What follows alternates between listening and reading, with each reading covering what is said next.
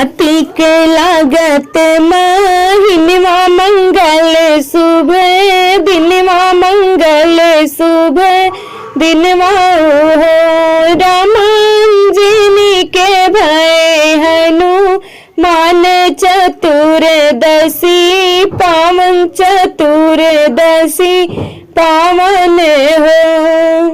अंजनी खुशियाँ मनाई तो अन धन लूटावे तो अन धन लूटावई हो।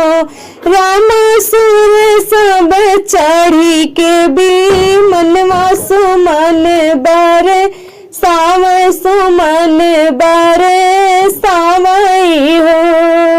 सखिया सहेलियाँ तो नाचे और गाई के सुनावे तो गाई के सुनावई हो।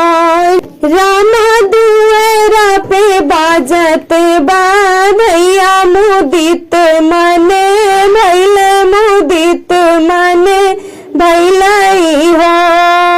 सुनवा बरन सारी दहिया निरीख दुखे भाग निरीख दुख भागई हो। रामा मथवा पे सोहेला तिलकवा परम मन भावन परम मन भावन हो। जय है मंगल गावे तो गाई के सो नावे तो गाई के सुनावई हो। रामा ते ही तारे खुशी